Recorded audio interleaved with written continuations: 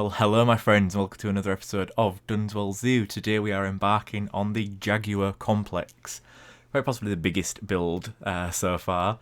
The blue path is outdoors and the orange path is indoors, and you can see I've done a build already, and it is too big, so we need to scale it down quite significantly, actually.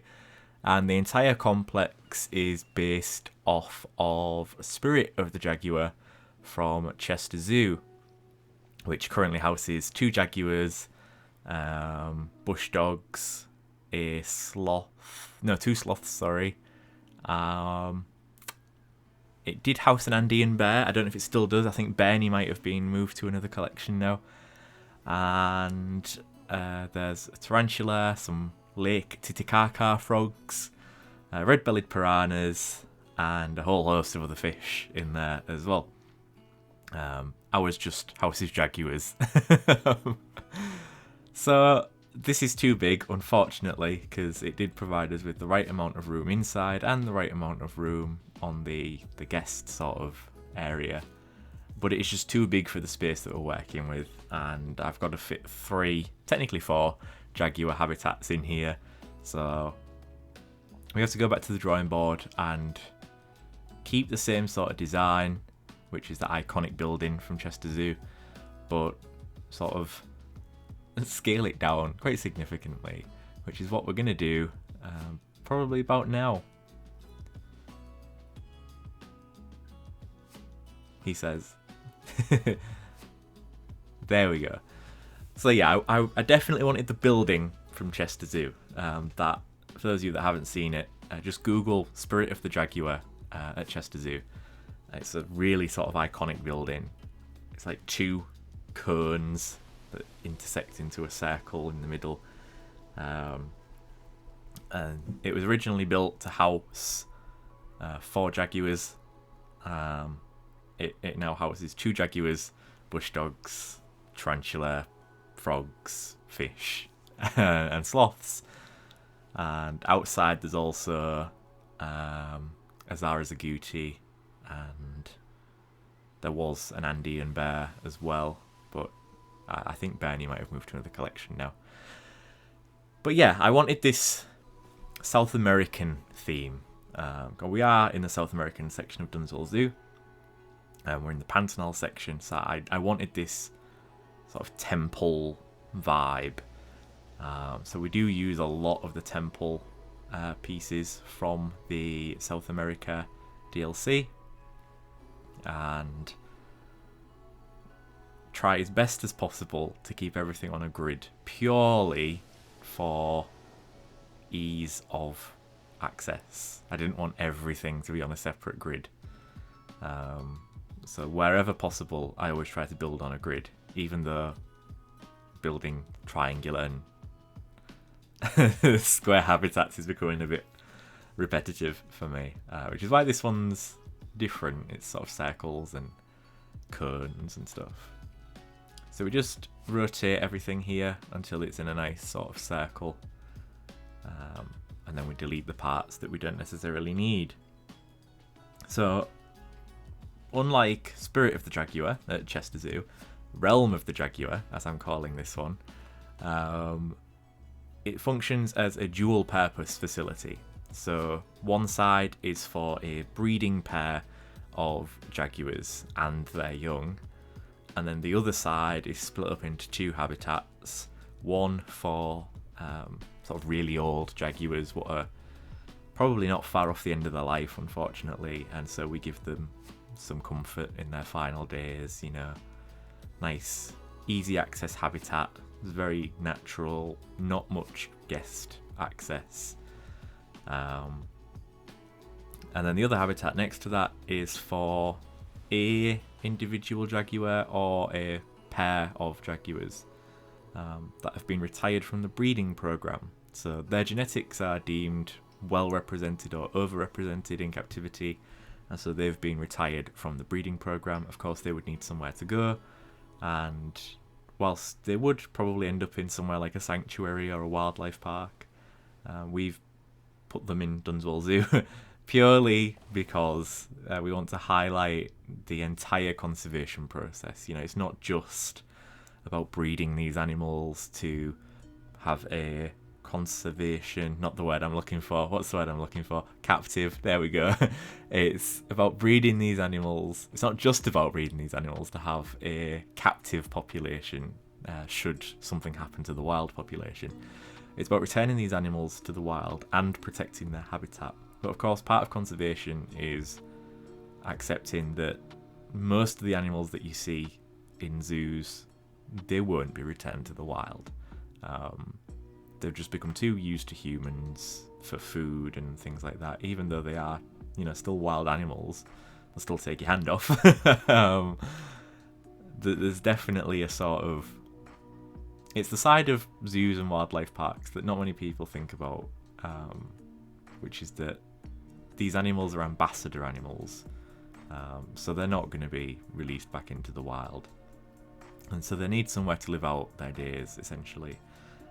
That's why, rather conveniently, this entire complex is split into two halves. So you've got one half for the old and the retired jaguars, and then you've got the other half for the breeding jaguars, the ones that can really sort of put on a show, so to speak. I don't mean a performance, just the jaguars that are most likely to be sort of stalking prey and exhibiting the most exciting behaviours, the stuff you want to see, the stuff from wildlife documentaries, stuff like that. Of course, jaguars are near threatened. This is a lot of space for just a near threatened species as opposed to, say, an endangered or critically endangered. But I think it's nice to have this sort of very modern idea for Dunswell Zoo. We're not just here to bring guests through the gates. We're here to provide a home to these animals that need it the most. And allowing them to live out their days, however long that may be, whether it's a few months or a few years, they'll live out their life in comfort here. That's really what you want, is for them to feel as Jaguar-like as possible, but also from a health perspective to be as comfortable as possible. Despite jaguars only being near threatened, if you actually look at how much their range has been reduced, even just in the past sort of like 20, 30 years, it's a considerable loss of territory for the jaguars. Even I don't understand why they're only near threatened, because to lose that much range in such a short period of time, personally, I would say they're closer to vulnerable or even endangered. That's just me. So they are, of course, found in South America. They can also be found in the southern United States and northern Mexico. It's quite rare to see them in these places, though, admittedly. But sort of Belize, Guatemala, Honduras, Venezuela, Colombia, Ecuador, Bolivia, Brazil, Argentina. You can see them in all these places in the wild. Jaguars, of course, prefer dense forests, typically tropical and subtropical moist broadleaf forests, or dry deciduous forests. They also inhabit rainforests and cloud forests in Central and South America, and seasonally flooded wetlands, and in the United States, historically, oak forests. They favour sort of riverine habitats with swamps and dense vegetation cover. Females avoid areas with even low levels of human activity. They're really sort of susceptible to human activity, whereas males are sort of less disturbed by human population. But even then, they're still impacted. It'd be unfair to say they're unaffected, because they are very much affected. But comparing the males and the females, the females just generally avoid humans as much as possible, whereas the males will tolerate sort of human activity a little bit more. And here, just on screen, we're building a bigger fence for the Jaguar so that they can't escape. And it has sort of like an implied electric sort of top to it. So Jaguars are actually, as far as big cats are concerned, the most aquatic loving of them all. They're very good swimmers and will even catch prey in the water as well. Capybara, caiman, just 2 examples. And it is the last surviving member of the Panthera genus in South America. So it's also a keystone species, which means it controls the population levels of herbivorous and seed-eating mammals, and as such it's completely linked to the structural integrity of forest systems. As far as their hunting and their diet is concerned, they're completely carnivorous. They eat only meats, so capybara, giant anteater, marsh deer, agouti, peccary, tamandua, turtles, caimans. They also eat livestock where there's cattle ranching taking place, and this leads to human-wildlife conflict, of course. And in the Pantanal, there is a population of jaguars that feed primarily on aquatic reptiles and fish. So again, really, really good swimmers. Because obviously water is a big part of their lifestyle, and we're in the Pantanal section, it sort of makes sense that all of these habitats will have bodies of water in them. And we get onto that a little later in the video. It is a very long video, so by all means get yourself comfy, get some food and drink, settle in, because you're going to be here for a while. What else can I tell you about the jaguars? They're generally solitary, except for females with cubs. There have been groups of females, males, and cubs, and 2 females and 2 males. These are sort of few and far between, though generally they are solitary animals. Males tend not to have overlapping ranges, but several females may overlap with the territory of one male. And the jaguar uses urine, feces, and scrape marks to mark its territory. And the size of the home range, unfortunately, now depends on deforestation and human population density. So in the Pantanal and the Atlantic forest, for example, the territories of jaguars are quite large, whereas nearer to Brazil and higher population densities, the jaguars tend to have smaller ranges just to keep away from humans as much as possible. And I don't blame them, to be quite frank. Jaguars do roar and grunt for long distance communication, and there has been intense bouts of counter-calling between individuals, and these have been described as guttural notes. Jaguars also chuff, tigers chuff as well, and this is during courting, a mother comforting her cubs, or by individuals when greeting each other.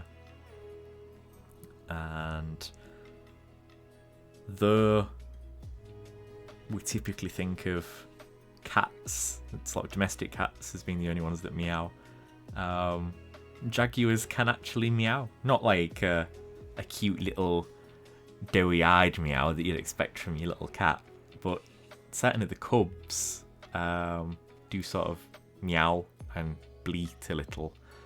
sort of those cute little defenseless noises that they all make.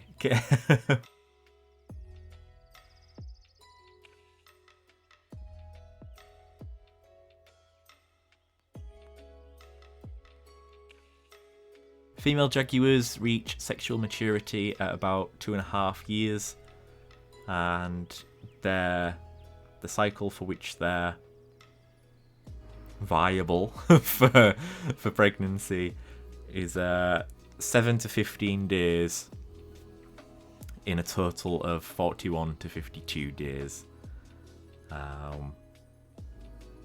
The sort of average lifespan of a jaguar is about 9.8 years in the wild, which isn't a lot really when you think about it. I'm sure there are plenty of individuals that have lived beyond that, but it does say that they rarely live beyond 11 years, although captive individuals may live up to 22 years, which is why we have that sort of geriatric jaguar area. And they'll also wait about 8 years between having cubs. I think this is purely just due to the population density, quite frankly. Cubs are weaned at the age of 3 months, but remain in the den for 6 months before they start to venture out, at which point they remain with their mother for up to 2 years.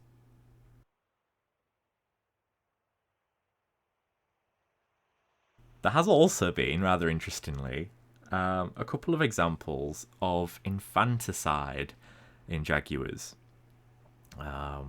which is where male jaguars will kill and eat cubs, jaguar cubs. And blood samples in this one case, what's here, revealed that the male was the father of the cubs, and there were 2 more documented in the Pantanal. Females may hide the cubs and distract the males with courtship behaviours. The first official record of a jaguar killing a human is June 2008, and 2 children were attacked by jaguars in Guyana, and the majority of known attacks on people happened when the jaguar had been cornered or wounded. So it was fearful. It had its reasons to lash out. It didn't just see a human and think, that's tasty, I'm going to have a bit of that. So what threatens a jaguar then?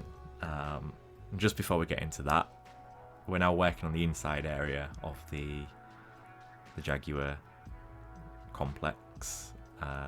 This is the geriatric males or females, the geriatric individuals' sleeping quarters. They're offshore sleeping quarters. So jaguars are threatened by loss and fragmentation of habitat, illegal killing in retaliation for livestock predation, as well as for the illegal trade in jaguar body parts. It is listed as near threatened by the IUCN, and the jaguar population has declined by about 25%. I apologise if you keep seeing Steam notifications pop up. I need to find out how to turn that off. It wasn't a problem on my other computer, but this is an issue now. I digress.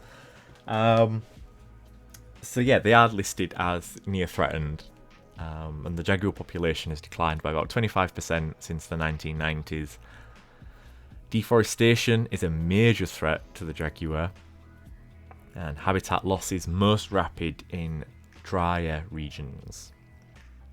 By 2002, the range of the jaguar had declined by about 46% when compared to the early 20th century. And in 2018, a study estimated that its range had declined by 55%. The only remaining stronghold is the Amazon rainforest, which is unfortunately, as we all probably know by now, a region that is rapidly being destroyed and fragmented by deforestation.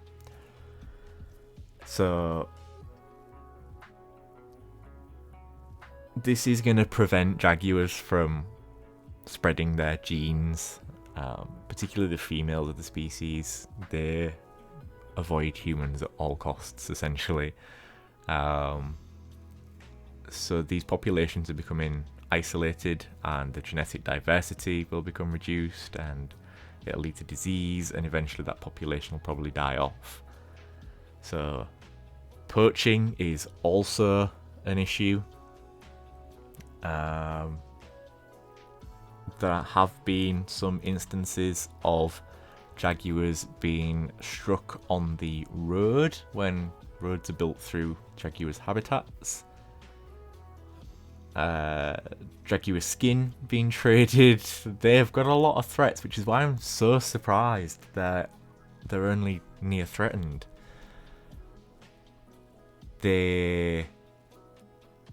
People kill jaguars out of fear. What else is there?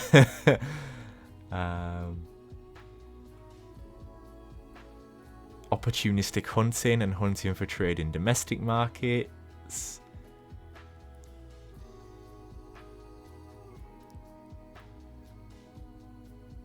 Just there's so many threats here for the jaguars, and they're just near threatened. I genuinely don't get it. They probably should be, I think, vulnerable if not endangered. I genuinely don't get why it's only near threatened. Anyway, as far as the illegal trade of jaguar parts is concerned, and indeed jaguars for pets, undercover investigations have found that the smuggling of these jaguar parts is primarily run by Chinese residents in Bolivia. And there's a lot of issues with, how can I say this politely? The Chinese population are responsible for a lot of illegal wildlife trade. I think that's a very fair statement, backed up by studies and news reports and things like that. Anyway, what's been done to save the jaguar? So hunting jaguars is restricted, and in Ecuador it's classified as threatened with extinction. In Guyana it's classified as an endangered species. Hunting is illegal, but this still, unfortunately, continues. In 1986, the Coxcomb Basin Wildlife Sanctuary, was established in Belize as the world's first protected area for jaguar conservation. And jaguar conservation units were founded in 1999, and these were deployed in 18 range countries for the jaguar. And these countries have been determined as needing the most important conservation based on jaguar population units, the stability of prey base, and the quality of habitat.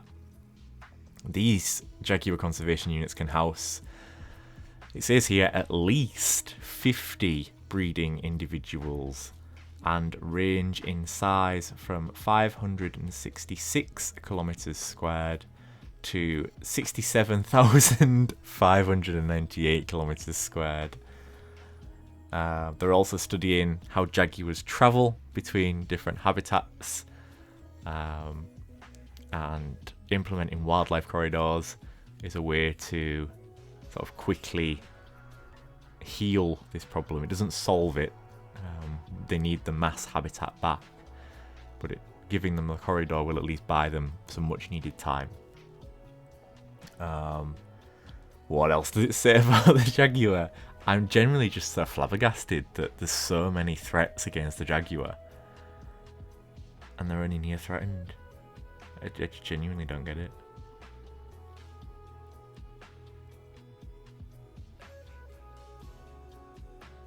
So, what's proven most beneficial for jaguar conservation is setting up protected reserves and focusing on the surrounded areas, because jaguars, don't keep themselves to the invisible boundaries of a reserve.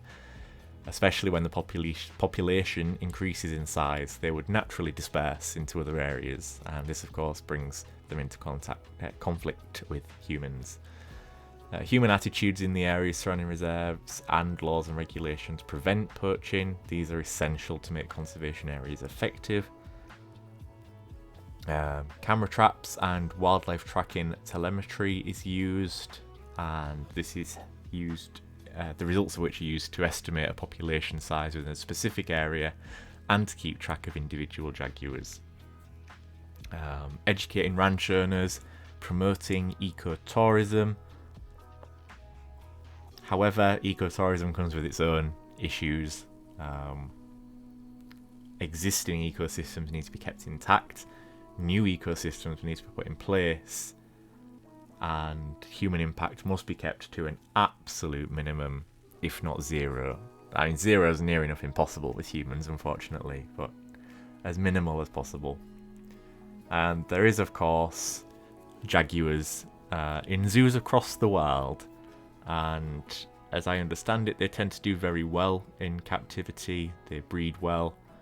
They are what I would call big ticket animals. You know, your lions, your tigers, your jaguars, your elephants, your rhinos. These are your sort of big ticket animals as far as I would be concerned. So that's what I can tell you about the jaguar. It's a very unfortunate story. I wish I could tell you much better news about them. Their population is decreasing.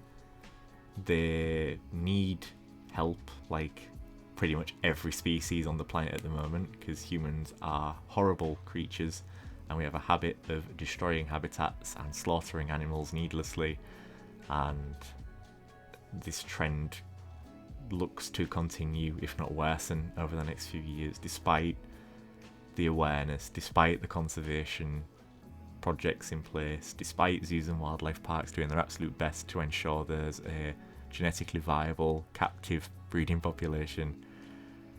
It's horrendous, quite frankly. And that's why, you know, places like this need to exist, places like Dunswell Zoo. We need places that can house jaguars long term, that can properly educate them, the public, not the jaguars. Has anyone tried to educate a jaguar? The public need educating on all aspects of conservation. It isn't just we need to get the habitat protected and get these animals back into the wild. There's so many other things going on that need to be considered. And I'm actually reading a book at the moment called An Atlas of Endangered Species by Megan McCubbin, and she talks about the same thing, particularly for her with hammerhead sharks, is that the ecotourism, as good as it is, even that has its negatives, and it's that the hammerhead sharks are now becoming habituated to food, and they're changing their dietary patterns, and they're changing how they use their energy and where they swim to and how they swim, and it's having a knock-on effect on other populations. So, and to extend the health of the ocean as well. So yeah, even ecotourism, which is a good thing generally, even that has negatives because humans are involved. So having a facility that can house the entire spectrum of jaguars in terms of ages and the entire conservation process in terms of, you know, what's being done in the wild, what's being done in captivity, what can you do to help, things like that.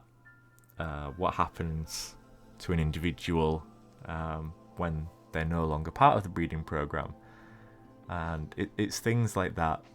That's what this facility is about, this Jaguar Complex. That's not to say in the future we might not change some of the footprint of the building, depending on what species we get later down the line, in terms of mods or official animals from Frontier.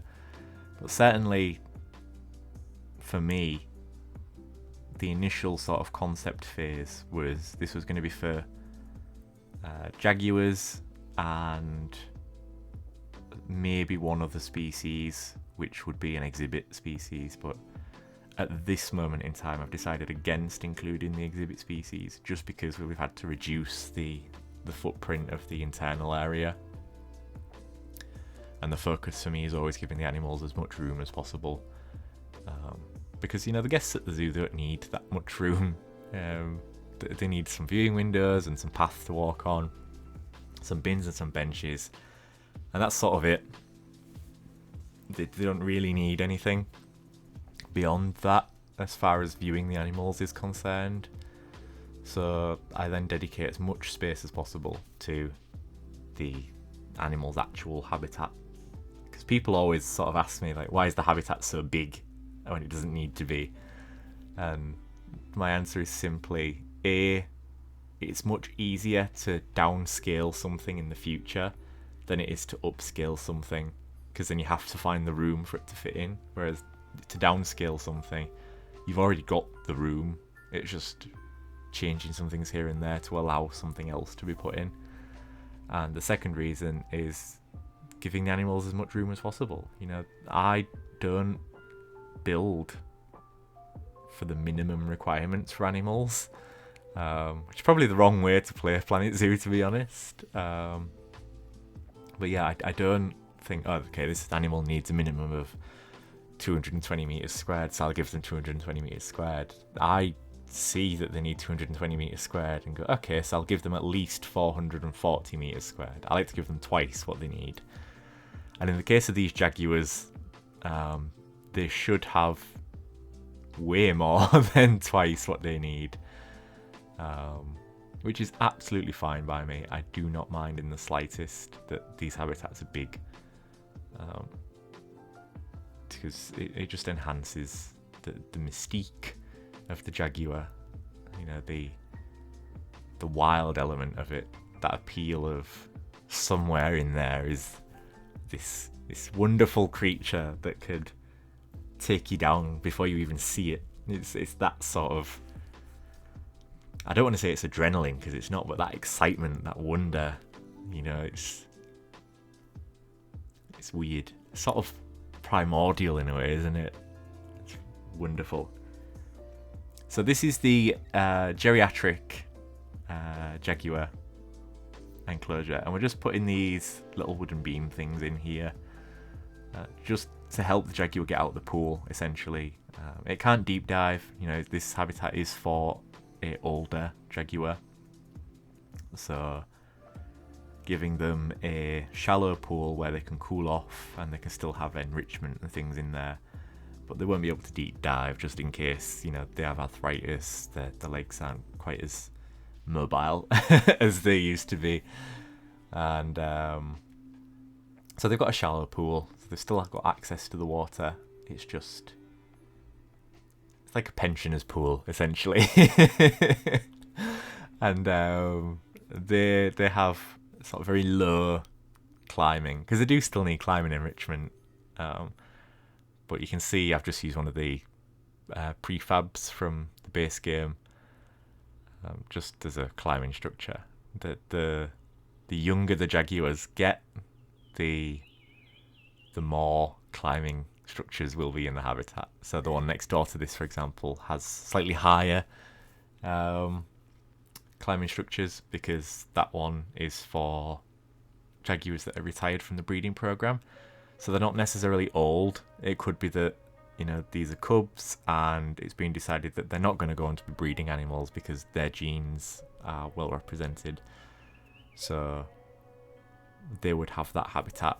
So they'd still be very able to climb and jump and run and pounce and stuff like that. They wouldn't be sort of surly old men or women jaguars. And I was quite happy with how this habitat came out. Initially I was thinking, have I got too many trees? But then when you think about the habitat that the jaguar prefers, it's very much what's the word I'm looking for? It's very much inclined to appeal to that sort of trees and shrubs, and there's lots of hiding places, so that even in the few places that guests can see the geriatric jaguar, the jaguar can still hide behind things. There's the log there, there's bushes. So yeah, I was really happy actually with how these two habitats turned out, but labour under no illusion, this took ages to build. So we're now on the second Jaguar habitat, which is designed to house two individuals. So the angles for a start were just murder. The grid system was playing up again. It was just... it was just one of those. But ultimately, they both turn out how I want them to, and I'm really looking forward to continuing this build next time. With a much more typical sort of zoo habitat. Lots of viewing opportunities, underwater viewing as well. Keep a talk, just the whole works. The full shebang will be in the next habitat, which is actually split up into two habitats technically. You've got the nursery paddock, and then you've got the onshore paddock, and the nursery paddock doesn't have any public access whatsoever. But there'll be a gate sort of separating the two, and they can be released into the onshore paddock should they wish. Because although they tend to be quite solitary animals, sometimes in captivity, the male jaguars are allowed access to the female jaguars and the cubs, and it tends to go very well. So it's something we can consider, keeping the male and the female and the cubs together. But if need be, they can be separated. Should that be the case. And then what would happen then is the way it's going to be designed is the indoor viewing is going to be connected to the main paddock and the nursery paddock, and there'll also be a separate house in the nursery paddock, so we'd be able to shut one jaguar in, let the other jaguar out, and then open the gates that way.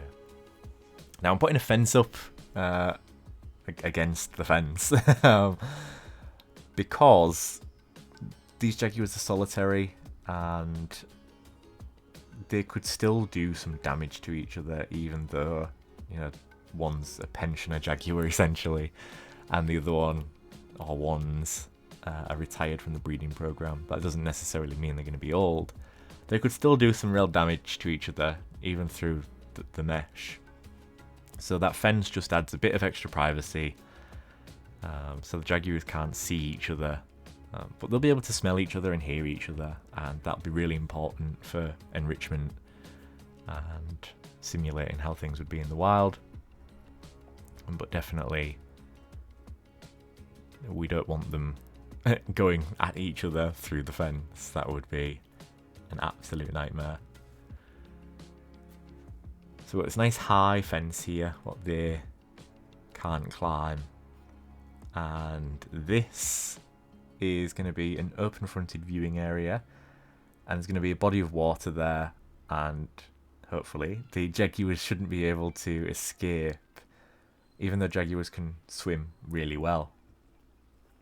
Just the depth of the water and the height of the wall and things like that, they shouldn't be able to escape. So we'll see what happens. But yeah, these jaguars have a really nice habitat. It's actually a little bit sad though, because the next episode will probably, if I'm remembering correctly, the next episode, which is the second part of this Jaguar complex, that'll probably be the last time we're building the Pantanal. We'll be moving on to Asia next, which I'm super excited about, because we get to work with some completely different animals and completely different foliage and completely different building pieces. So I'm really looking forward to that. And when we do return to South America after spending some time in Asia, it will probably be for the penguins of Patagonia. I think that's the one I'm going to do next. If not, it'd be the Atlantic forest. But I'm thinking penguins of Patagonia is a good mix.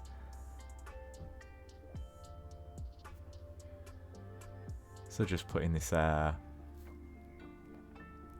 waterfall in, and then making some slopes, you know, just in case this is an older Jaguar.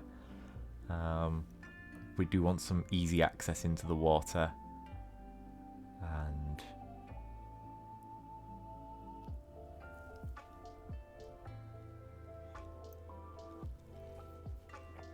yeah, well, I mean, ultimately, I do change the height of this just because I didn't want the guests being that close to the Jaguars. It seemed like a bit of a health and safety risk, so I do raise that slightly. Struggled to find a path that I like. Found a path that I like, and I couldn't find a fence that I liked, so I ended up covering the path. But it's fine. I'm just lowering some of these rocks just so there's less chance of the Jaguars jumping over the electric part of the fence. They are very good jumpers. I don't know if you've ever seen a Jaguar jump, but just go on YouTube and look at Jaguars jumping. Because all cats are really good jumpers, but Jaguars are sort of up there. I think they're some of the best jumpers. They just have everything, really, don't they? They're really good swimmers. They're really good jumpers. So yeah, I have seen Jaguars in real life. At Chester Zoo, I saw Nepo. I think I've seen Nepo twice. I saw the lovely Goshi.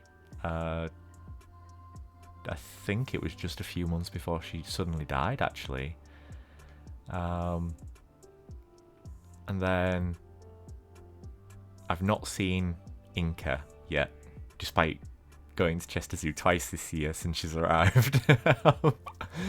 Yeah, I've not seen Inca yet, unfortunately. That'll be a next year thing. But they're super impressive animals. They're just, the heads are so muscly and chunky. Like, you'd know if you was headbutted by a Jaguar. Not that you're likely to be headbutted by a Jaguar, but if you were, you would know about it. It's a proper meaty, bony head. It's no wonder that they can bite through the skulls of caimans and stuff like that. It's just remarkable. They're really stocky cats as well. Like, cats tend to be quite slender, you know, cheetahs and domestic cats and tigers as well. But Jaguars are properly stocky cats, like the bodybuilders of cats. Let me know if you've seen Jaguars in real life in the comment section below. It's something I never really ask, to be fair. I should ask more often when I talk about these animals that I'm building for. If any of you have actually seen them in real life. But yeah. So I wanted this to be a real sort of picture scene. So you've got that waterfall with a log over it that a Jaguar can use. And you've got the climbing structures and there's loads of planting and stuff like that. It's a real sort of photographer-friendly area. Which, as a novice sort of wildlife photographer, is very much appreciated, because glass and mesh are just nightmares, quite frankly. But I understand that the animals' well-being is the most important thing, and keeping humans away from them is also very important, because even though the signs say don't touch, people will still touch. So I had a very specific design in mind for this viewing platform. I wanted thatch and bamboo. So we go for this driftwood fence, and it annoys me because I have OCD and I know it's not completely the same at both sides. But we go for this driftwood fence from the Oceania pack, and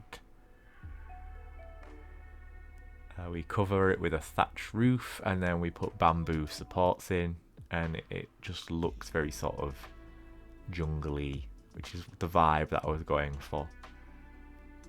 And you can see here I ended up using the driftwood and netting pieces from the Oceania pack, the fence. And then there's Frank, and Frank's come to help us with a path. So we need to cover this path because I don't want that texture for path here. So we go for dry stone, I think. So in keeping with that sort of temple theming, we're just breaking it up from the colours of the temple pieces that we've got. Because you don't want it to be too monotonous with colours, really. You want to break it up. So we've got this nice dark path.